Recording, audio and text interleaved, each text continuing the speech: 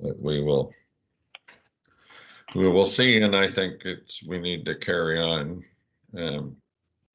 So we have the quorum, so we'll call the First Nations Relations Committee meeting. You moved my title thing at the top away, but for June 30th, Wednesday, June 30th, 2021, called the meeting to order.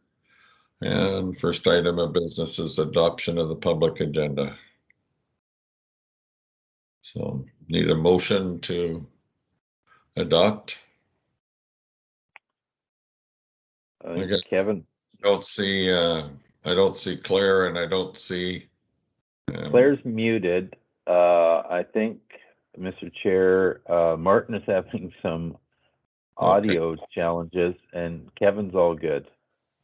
I'm just trying to sort out my. Oh, there's Claire. So I can hear properly, but I'm here. Only one more day for masks. Yes. Well, we could go slowly. I'd like to see Martin back online too. Yeah, I wonder, where's the participants button here? Up top there. Yeah, no, I'm just looking to see if he's. No, I don't see him on.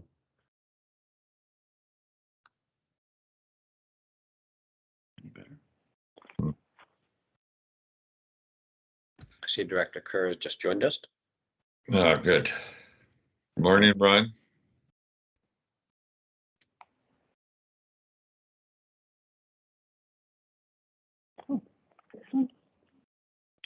Boy, we're having all kinds of audio problems this morning. That's better. Okay. Thank you. You're working okay now, Claire? It's not bad. It's really hard. It's really loud. Okay. So I'm trying to. I'll manage. We can hear you fine. So, yeah. Good. Okay. Yeah. The other thing would be is to you can't just run without your headset. You know what? I'm going to try that. I think it would be actually easier, and the door's closed here, so it should be okay. And I just won't talk today.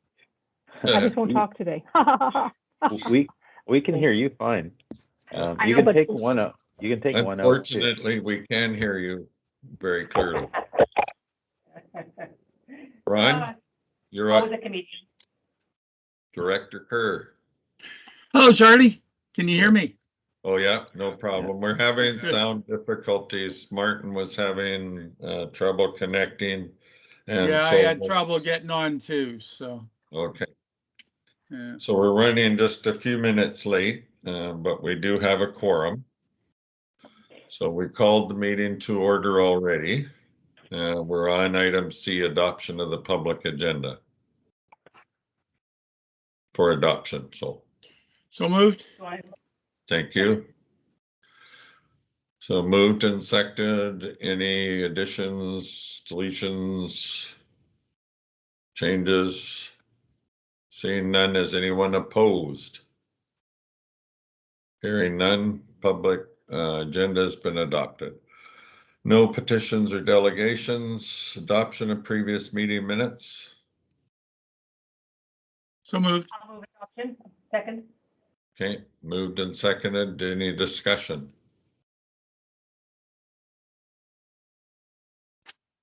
Hopefully this silence is based on the fact that nobody's got any questions or concerns and not the fact that they've lost. Yeah. So. Charlie, can you hear me? Yes, I can now. Thanks, Martin. Thank you. I just had technical difficulties, but John helped me out. Yeah. No, it's fine. Claire was having difficulties and so was Ron. So right now, let's bring everybody up. We've got Director Kerr, Director Moglove, yourself, and Kevin, Director Jules, and who else? Is that our? I think, Mr. Chair, we have everyone except Julie, who again phoned in. There's a forest fire in Zabalas that she won't be attending. Yeah, I hear it's burning towards Tassus. No, I'm just kidding, Martin. Sorry, I couldn't respond there. My mic was off, but well, it's a ways off anyway. So Yeah. no, we had a cloudburst last night. We've had lots of rain, so Oh. Wow, maybe it must have been a thunder or a lightning strike then. yeah, it could well be. Anyway, so it was adoption of the previous meeting minutes. If there's no comments, is there anyone opposed?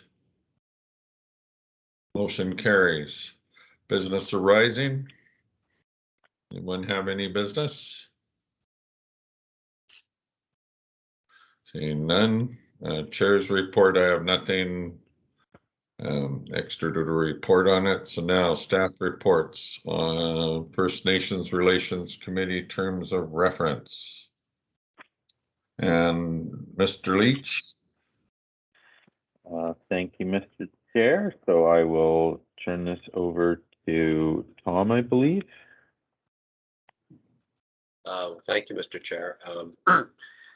Even though there's no motion on the floor yet, I'm quite happy to explain the nature of the report is in response to a request from the committee for possible changes that could be made to section 3.1, which talks about the composition of the committee. And so the report kind of focuses on that, and I think just lays out some options if the committee wishes to look any more deeply into that issue, or make recommendations to the board. There's a couple of different approaches that are possible, and so it's really up to the committee to, I think, consider those options and decide if they're worth pursuing.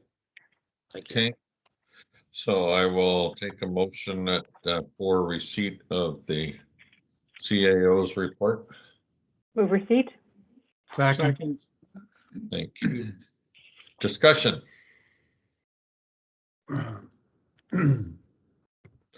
Excuse me. I don't see any little hands up. I'm not seeing anything from Kevin. No questions? Nothing to add here. Okay. In that case, I guess I've got a couple, and that's on the committee structure. The other thing is there's no proposed changes in the report, Tom, of the terms of reference. That is correct, Mr. Chairman. I'm just going to put this up a bit. Okay. Higher resolution for a committee member. So under section 3.1, it basically says that the board is looking for a cross section of interests, a diversity on the committee, and this is how it's currently stated. I know there's been discussion in the past that that there was no electoral area director. Right. And that's my and so whether this. So I guess the nature of the report is that if the committee wishes to recommend changes to the board, to look at some other composition ideals, then it's certainly free to do that. But from a staff perspective, I think all of the ingredients for the board to consider what is appropriate are there. Okay. So my concern on 3.1 is that it doesn't say shall have a cross section. I think a lot of the issues that come up are going to be in electoral areas. Most municipalities or community representation, like our mayors from different Gold River, Tassus, Sabella, Sayward, Campbell River. We have our own way of dealing with First Nations inside our boundaries. What happens outside those boundaries still important to us, and our First Nations that are in the municipal boundaries are important as well as the outside. But I think electoral areas need to be, because they have a different lens on it and significant. So I think that the electoral areas should be represented on this committee. So, you know, we got a cross section of municipal, both large and small. And I think it's important that we have those electoral areas because we saw what happened on Cortez. Things go back and forth. I think it needs participation by them. I don't know how the rest of the board feels. Director Martin. I was just going to say I concur completely, and the change in the wording would work for me too. And yeah, I do agree. The electoral areas cover a huge area, and it'd be good to have at least one representative, and they should be definitely mandatory. So shall have would work for me. Okay. Director Moglove.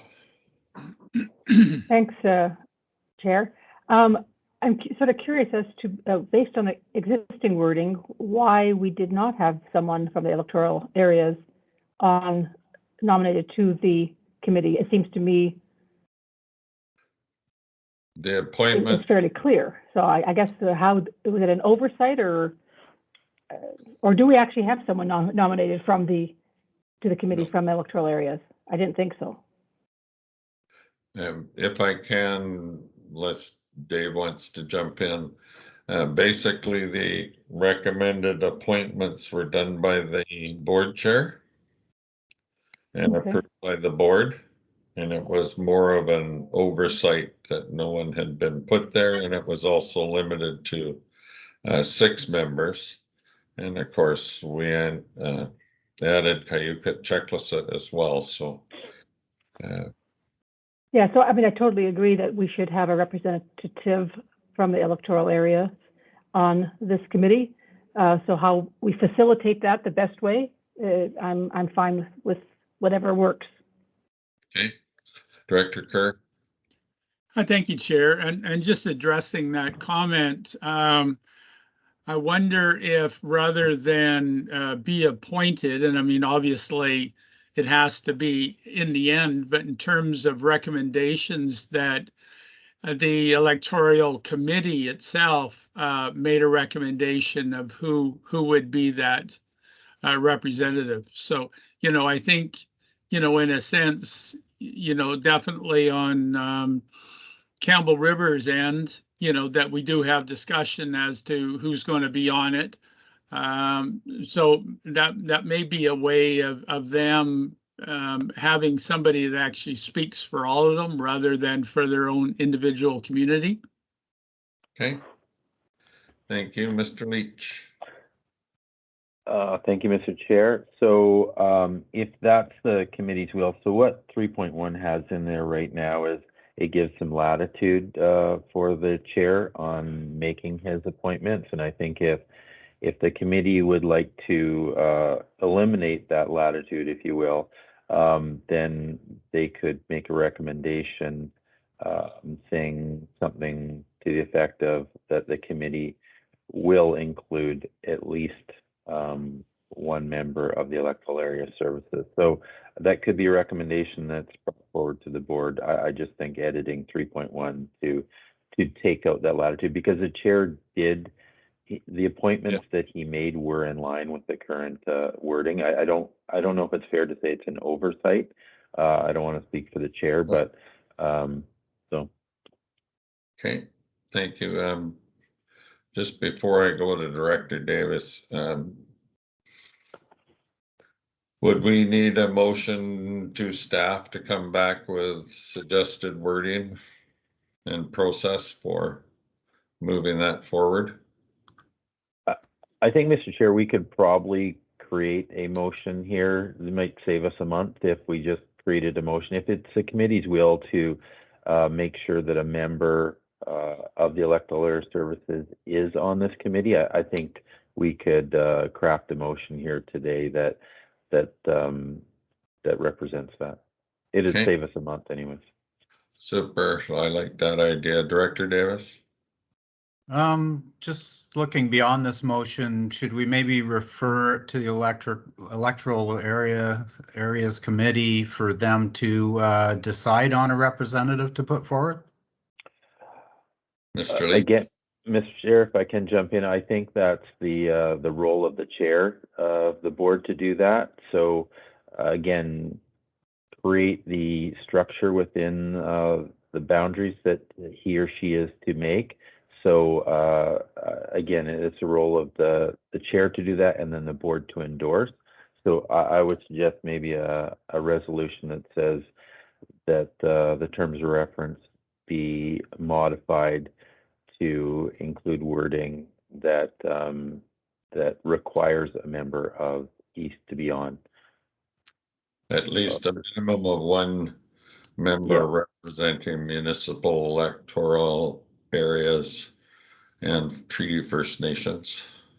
Yeah, if you could just give us some high level resolution that says, you know, amend to include NEA director, then we clearly understand what the will of the committee is. Well, I'll make that motion. Thank So, you. Mr. Chair, sorry to interrupt, but I think you're still on receipt of the staff report, so. Yeah. No, I did. Yeah. Okay. So any further discussion? Any change to the purpose and mandate? If you look at item 2.1, could you scroll to 2.1, Tom? Please.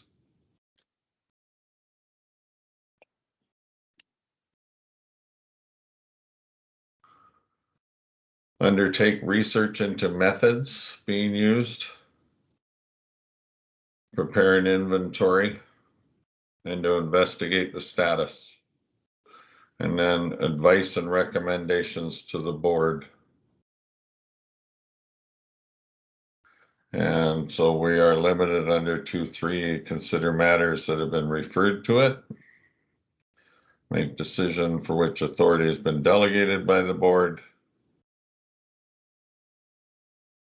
And then the last bullet under 2.3 is to make recommendations related to the assumption of additional advisory responsibilities.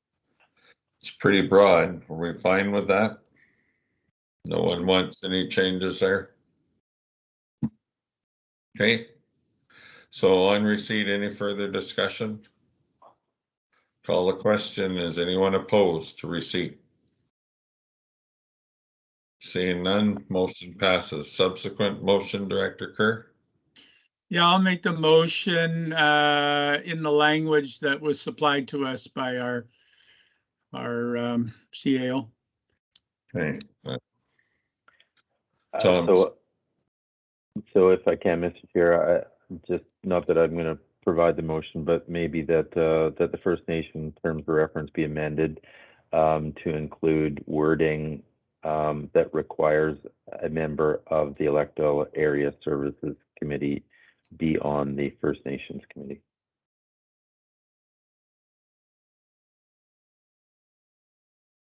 Okay.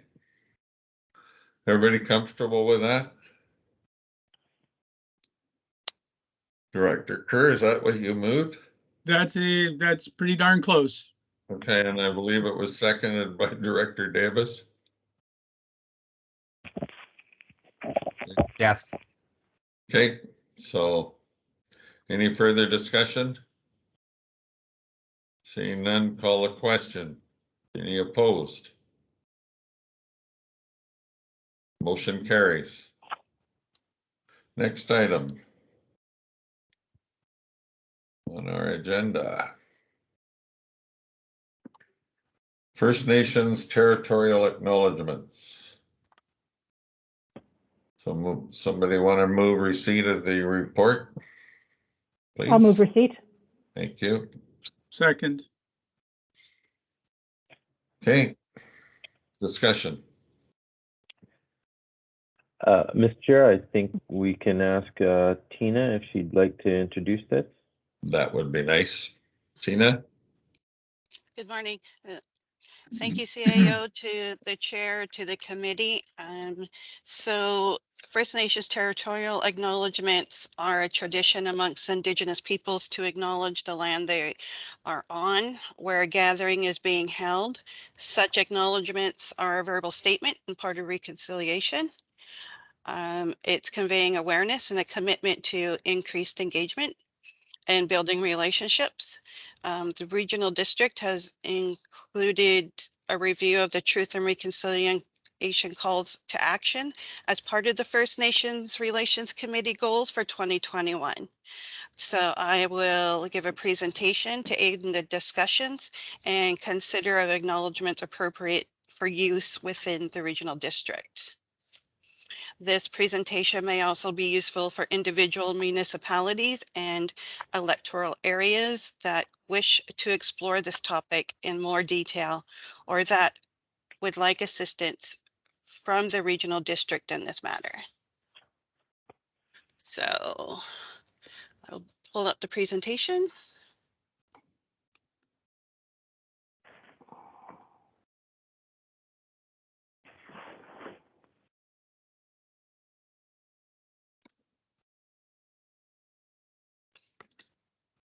Can you guys see the presentation? No, I gotta say, your participant screen is Okay, in front of it. and there we go. Yeah, Perfect. it's All the, right. All right. So Can you just maximize it, Tina? This screen? yeah, she needs to change the view. Right now, you've got the slides down the side. okay. I'm trying to share the presentation, yes.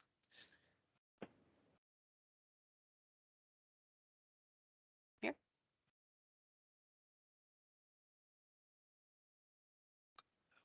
Oop, now it disappeared.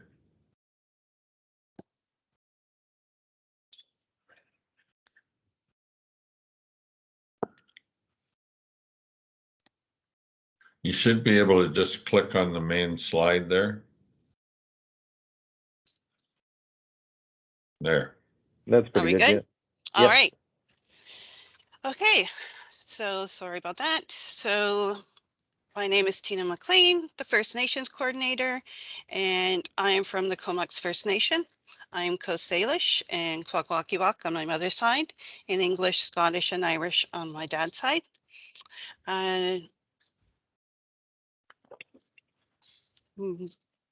This way, yeah.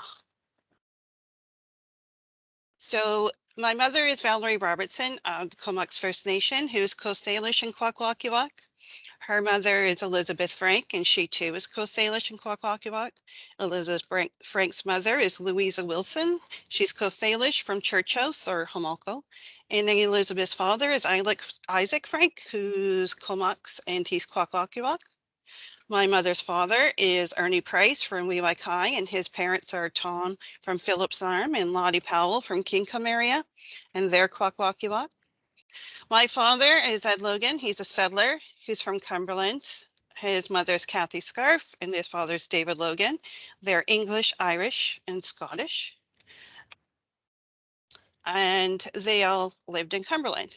I'd like to acknowledge that we are on the unceded traditional territory of the Lakota peoples, and I'd like to raise my hands to them and their ancestors for being stewards of the land since time immemorial. I'm here to explain territorial acknowledgements. Most of us have heard them, but why do we say them? When do we say them? How do we know what to say? Hopefully after this presentation, you'll have those answers and be able to say your own. My acknowledgement was detailed with my ancestry. This shows a sign of me giving respect by sharing my ancestors. I mentioned my father and his parents who are settlers because I respect my English, Irish, and Scottish heritage. These can be very long and start in an Indigenous language, and then it can be repeated in English. And we can add a story of how we are familiar with the Lakota land and peoples. I could have mentioned that my maternal grandfather's side, there's an origin story of the spirit coming down from the spirit world and landing at the mouth of the Quinsam River. Or they can be very simple. It's about giving thanks and respect to those that cared for the land.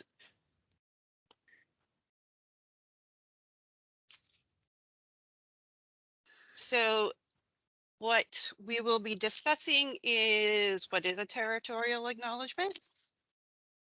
Why do we say a territorial acknowledgement?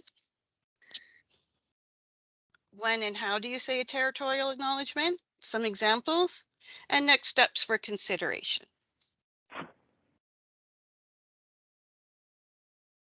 What is a territorial acknowledgement? It's making a verbal statement at the beginning of a meeting or event that shows respect to the Indigenous peoples and their ancestors for being stewards of the lands, water, air, and all beings since time immemorial. Why say a territorial acknowledgement? Part of reconciliation can be by saying a territorial acknowledgement. It shows your awareness that you're on the land of a nation that's had a relationship since time immemorial with that land. And informed acknowledgement is authentic, accurate, respectful, and spoken with heartfelt sincerity. Time immemorial is a common phrase used by First Nations, and it means since the beginning of time. It is tradition amongst First Nation to always acknowledge the core territory of the peoples where that gathering is being held. Be as specific as possible by naming the First Nation and not just the territory. Sometimes, especially with overlapping territory, all you can do is say the name of the territories. Core territory is another common phrase that's used to refer to a First Nation's backyard. Comox Valley is Comox First Nation's backyard or core area. Not every First Nation has a core area. And if you're going somewhere and want to say a land acknowledgement, I'd be more than happy to find the area or territory you're going to. Respect the diversity. Say people instead of people because there's 203 First Nation communities across BC, 30 different languages, 60 dialects, representing approximately 60% of the First Nation languages across Canada. When and how to say a territorial acknowledgement. Say the territorial acknowledgement at the beginning of any event or meeting is appropriate time to say the territorial acknowledgement. This is to be able to move forward with the work to be done in a good way. This is raising your hands, which is a sign of respect to the First Nation you are on and their ancestors. If you're on an online meeting, then you would state that you're on that specific First Nations core territory and continue the rest of your territorial acknowledgement. If I was at home in Comox and on an MS Teams or Zooms meeting, I would say, I'd like to acknowledge that I'm on the unceded traditional territory of the Comox First Nation. Having your statement contain your personal outlook and values shows leadership. Do not be afraid to make a mistake. Just say the words. It's better than not trying at all. If you say who you are, where you're from, who your ancestors are, and you're honoring, by saying territorial honoring, you're honoring their ancestors of the lands by saying lands, beings, water, and all things belonging to each other. Understanding belonging is honoring ancestors through songs, prayers, teachings of the land. You can make it mandatory you can choose to make it mandatory for your board and staff and adopt it and have it as a statement of reconciliation to help guide relationships with First Nations going forward. And in territorial honoring, it is a way to remind the board and staff of its commitment. This can be your first step in participating in reconciliation. Do's and don'ts. What you should and should not say or do in your territorial acknowledgement. You may find some communities have protocol guidelines on their website. For example, Comox First Nation has on their webpage a statement already that says organization name respectfully acknowledges that we are standing on the unceded traditional territory of the Comox First Nation. Simple. Do only thank the host nation. Check the nation's website to see if they have any protocols or wording that you can use. Find out if you're speaking on treaty land, core territory, overlapping territory. Say, I too would like to thank if someone before you has already said a territorial acknowledgement. Say which nation or territory you're in if you're in a virtual meeting. If you have any questions or doubts or help with wording, contact me. I'd be more than happy to help you. Don't assume that the information provided to you by someone else or hearsay is correct. Thank other delegates. Don't thank other delegates in your territorial acknowledgement, and don't thank other participants at the meeting in your territorial acknowledgement. Determine what type of lands you are meeting on, whether it's treaty land, core, shared, or overlapping territory. The traditional territories is as it sounds, lands that have been used for all kinds of traditional purposes. Treaty territory is as it sounds, lands that have been defined through treaty negotiations, either in a historical Indian treaty making process or through a modern treaty. Core territory is a First Nations backyard. Comox Valley's First Nation is Comox Valley is the Comox First Nations backyard. Overlapping territory exists where two or more First Nations assert Aboriginal title or exclusive title over the same land. Shared territory, land which two or more First Nations hold joint title. This can get a little technical, but you really don't need to know all the terms for land acknowledgement, but I'm just sharing these definitions on terms that you may have come across and wondered about. In the SRD area, we can sort through and be able to identify the appropriate lands you're on or going to. If you are meeting with a community or at the start of a meeting and you're uneasy about how to start or some questions about what to say, I'd be more than happy to support you and answer any questions or help with the wording. Which nations and territory do you honor? The SRD territories are in the New Channels, Kwakwaka'wakw, and Coast Salish territories. As you know, there's 10 First Nations in those territories. The Ahadasset, Homolko. So the Ahadasset is in the Channel Nation, Homolko is in the Coast Salish Nation. Cayuquet Checklesset is in the Channel Nation. Klahoose is in the Coast Salish. Comox First Nation sits on the border between Kwakwaka'wakw and Coast Salish territory, and they are members of both Kwakwaka'wakw and Coast Salish. Malwitchit First Nation is New Channels. New Chatlet tribe is New Channels. Pawitzis First Nation is Kwakwaka'wakw. Wiwaikai is Kwakwaka'wakw, and Wiwaikai is Kwakwaka'wakw. Examples of territorial acknowledgements. So if you're in treaty territory, an example would be, I'd like to thank Cayuquet Checklesset First Nations for agreeing to meet with us today and for welcoming us to your treaty lands. It can be that simple. Or you can do the extended versions and introduce your ancestors and add more to it. Traditional territory protocol. I'd like to thank Comox First Nation for taking time to meet with us and inviting us to your unceded traditional territory.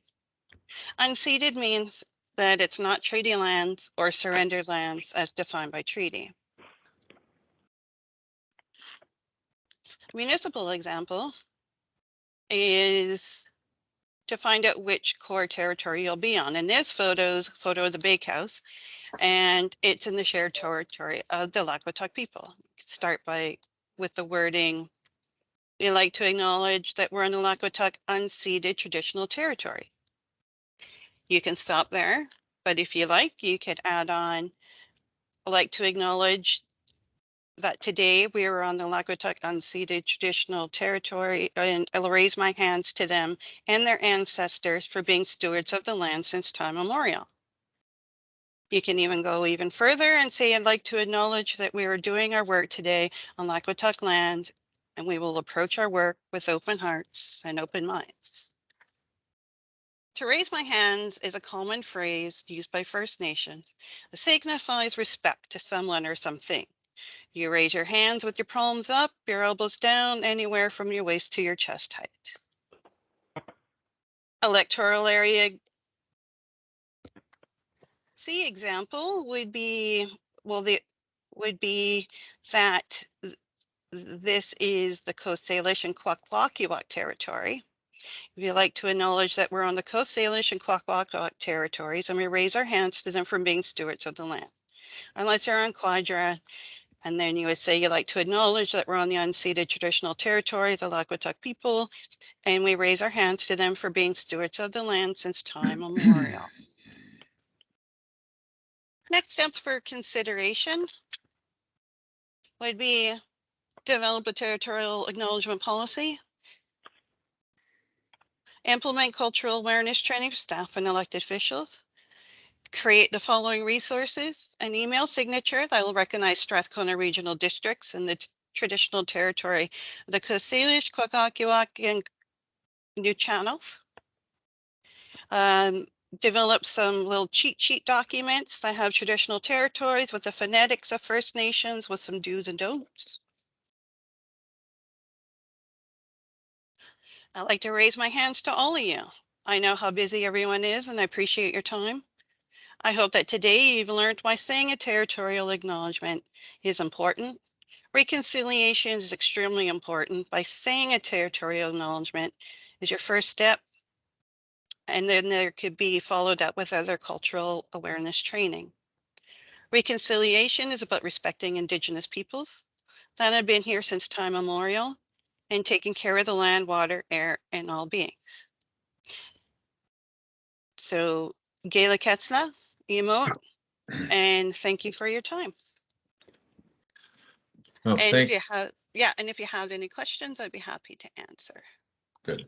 Thank you, Tina. And I've got hands up, so I'm not sure who was first, but we'll start with Director Moglow, followed by Director Davis.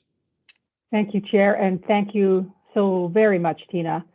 That was just an absolutely great presentation. It's something I really wanted to know more about, because over the years there has been territorial acknowledgements I've seen from time to time, but I think they've become a bit, I think they've become a bit perfunctory. And so doing them correctly and with actual meaning, I think, is so very important.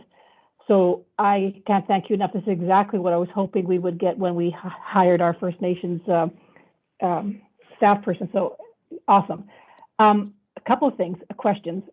So when we have different committees, would it be that you would do a territorial acknowledgement at each committee meeting or at the main meeting? Like, for instance, I'm on the board of Island Health, and what we tend to do is we do the territorial acknowledgement at the first meeting of the day, which tends to be our board meeting, and then we don't do follow up with territorial acknowledgements later on our committee meeting. So that's a question, which we could, I'm sure, sort out. The other thing is that when at Island Health, we've developed a territorial acknowledgement. It's changed significantly over the last year, I'm going to say, to the point where it actually is, I'm not going to say lengthy, but it is much more heartfelt, and it actually says something. And they work very closely with the First Nations Health Authority to develop the territorial acknowledgement. So I think if we go forward, and I am very much in favor of moving forward with this, I think we should do it right, and we should really put effort into it. On the cultural awareness training, again, I'm going to use the example I have from my work at Island Health. Everybody on the board and every senior manager, actually not even senior manager, was required to take the SANYS. I'm not sure if you're familiar with the SANYS cultural training, and it's actually it's for health authorities more, but I'm not sure if something similar is available for local government. It was eye-opening to an extreme. It was fantastic, and it just opened my eyes significantly. So again, I think we're probably getting ahead of ourselves on that, but I absolutely think that this is the route we should be going in. And as a matter of fact, when I was on the UBSIM executive on the First Nations Committee, I tried to push this as something that we should be bringing up at UBCM. So I'll leave it there, but thank you so very much for this presentation. I have Director Davis followed by our CAO. Yeah, thanks also, Tina, for the presentation. It really helps us a lot in terms of understanding how to navigate. You're frozen, Martin. Quick question. When we raise our hands, like, is it palms out or palms in? Is there a protocol to that? Palms up. Right. Palms up. Yep. Palms up. Okay. Because I've seen people do different things, so I never really knew what we were supposed to be doing. So I'll keep that in mind. So thanks for that. And like for myself as mayor of Tassus, my little byline at the bottom is we live within Moachat territory. Is that appropriate? Correct. Okay, so that works. Mhm. I'm going to keep it short just because I see we have another meeting coming up in 15 minutes. We got a bit to get through. So thank you again. Yep. CAO. So just quickly, Mr. Chair, to address Claire's comments there, Tina is already working on, and Renee, a training program for us all that I think you're going to find very useful, informative, interesting. So she's already on top of that. Okay, I would like to see though a motion from our committee here that staff develop policy and procedures as a recommendation to the board as a whole. That way it's covered. We know you've got everything in process, and I want to thank Tina as well. I do have one question.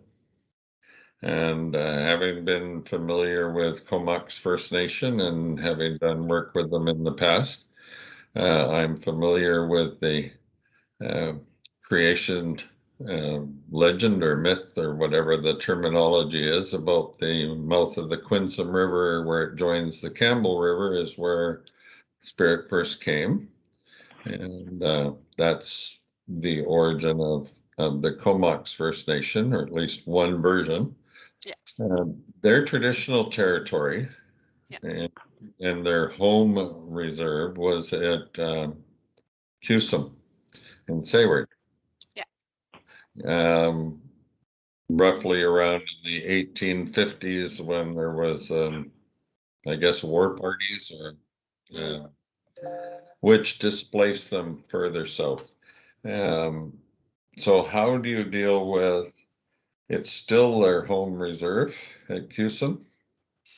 How is what are the, I guess what I'm asking is, what are the sensitivities to First Nations with overlapping claims where there has been this friction in long ago times? Do we run the risk if we say that it's Kwakwaka'wakw versus Salish, especially when you were in Sayward? Do we run the risk of offending one over the other? How do we deal with those kind of things? So we do have a reserve in Sayward. We're the only, the Comox First Nation has a reserve in Sayward and along the Salmon River in the estuary area. And we're the only First Nation that has a reserve in Sayward. There's two overlapping other First Nations, which is Weewaikai, Weewaikam. So you could use the blanket Kwakwakiwak. And would that cover Salish? Kwakwakiwak, that is more so the Kwakwakiwak territory, because we're both Coast Salish and Kwakwakiwak, but within the boundaries, or if in the map that was shown, right, that you could see that that area up there is more of a Kwakwakiwak area, and then down towards where the Comox First Nation homelands are on the reserve in the Comox Valley, that's the border to the Coast Salish area. Right. Yeah. So where would you use Lakwata? Lakwatang is, because it's a shared, the shared territory. So right now, the office of the SRD building is on Lakwatang. Okay, Unceded traditional territory. Strathcona Gardens is in the Lakwatang unceded traditional territory as well, because it's a shared. okay, does it make reference to the language spoken? The language spoken is Kwakwala. So the territory is Kwakwakiwak. Okay. The nation is Lakwatak peoples, and their language is Kwakwala. Okay, so who does Lakwata refer to? Actually, there's three. There is Wiwakai, Wiwakam, and Kwika. Yeah. But with where we are right now on the SRD building and the Strathcona Gardens, the Kwika, that's not part of the Kwika, it's the Right. Wiwakai, Wiwakam. I actually recently spoke to Wiwakam, one of their counselors, about this for clarity. Alrighty, I know we've got to sort of move the agenda. Tom, you changed. We went back to the. Mr. Chairman, you are still on receipt of the staff report for this item. So Yeah. not sure if there's follow-ups that the committee wishes to make, but yes. Tom, can you pull that up? Tom, can you pull up that report? I think there's an option for the committee to choose here. Right, I've got also Kevin Jules to speak. Director Jules. Hey there. Yes, thank you. Yeah, I just had a question about what was in there about the Cayuga checklist at First Nations, and I seen that we're acknowledged as the Treaty First Nation as one of the examples there, but I also see that we're put in there as part of the Neutrano, as we are Neutrano, but we are also a mono treaty nation. Yeah. So I wanted to know if that acknowledgement was going to be in there at all. Definitely, this is a draft. Yeah. And before anything ever went anywhere, I would contact the nation itself to ensure that the language being used was correct. Awesome. Okay, thank you. Good. Thanks, Kevin, for bringing that up. Tina, that would go for all First Nations, that when the draft policy came up, it would be circulated or bounced off of each other nation? Definitely. You would want their support and of the content. Okay. So we have, can you scroll down just a little bit, Tom? You've got alternatives. We have to vote on receipt first, I think. Yeah, no, I know that. I just wanted to see, just scroll down a little bit so that it's, what's before alternatives? Thank you. Yeah. Okay.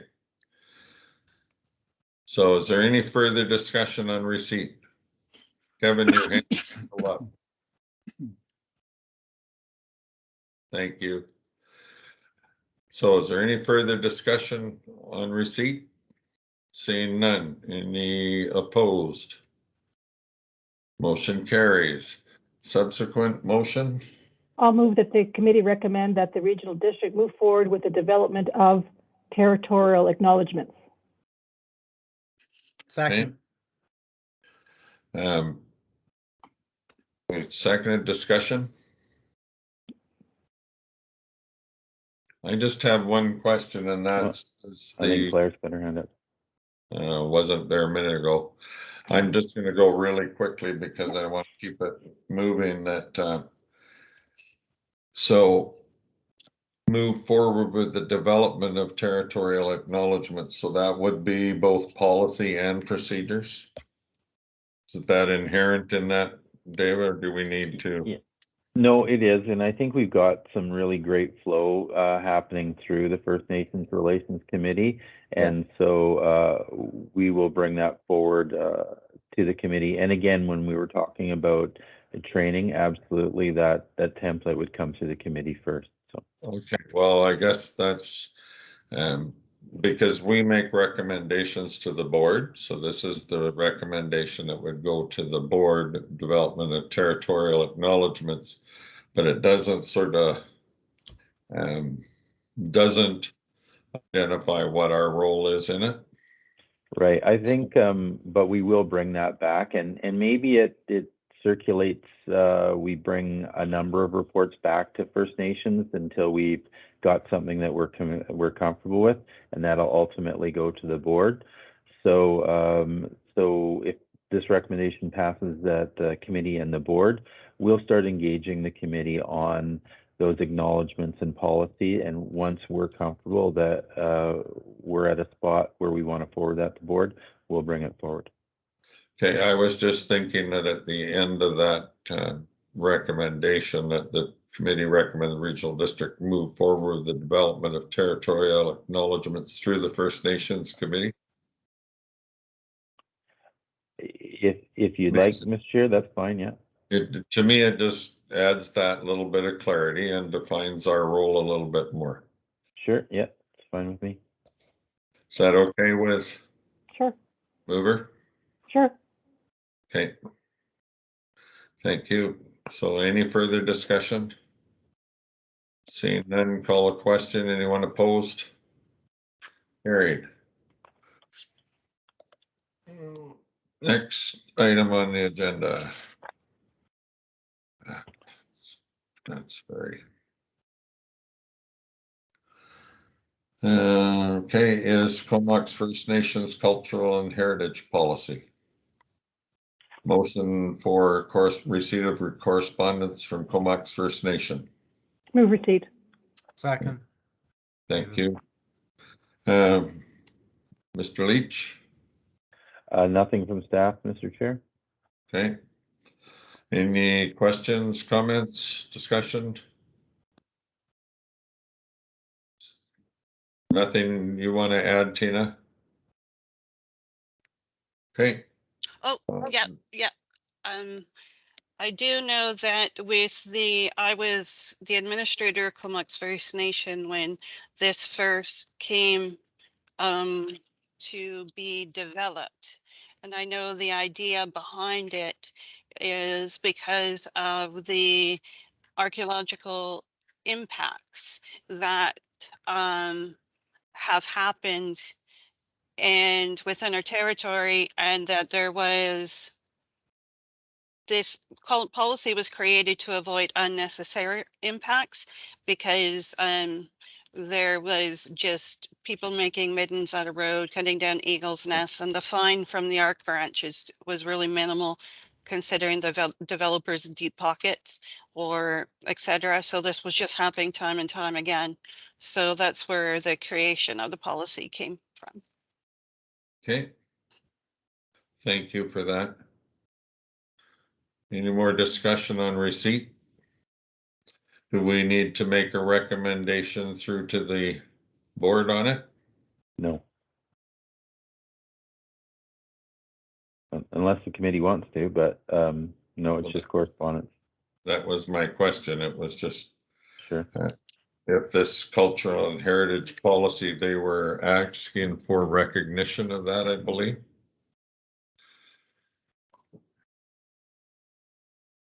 In the letter. Director Davis. I would move that we have this brought forward to the regular board meeting under correspondence. Okay, is there a seconder? Second. Okay, discussion. You don't think it is it going to go forward with any recommendation, Director Davis? Or just leave it up to the board? We could certainly move to I'm not sure what you're looking for here. Well, the letter was asking for acceptance or acknowledgement of their cultural and heritage policy.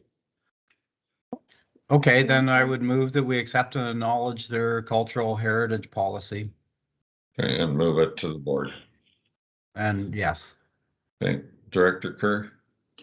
Thank you. I think the purpose of this committee is to discuss this, and as we don't have any time left in this meeting, maybe we forward this to or defer it to the next meeting for more discussion, because the board is going to send it back to us.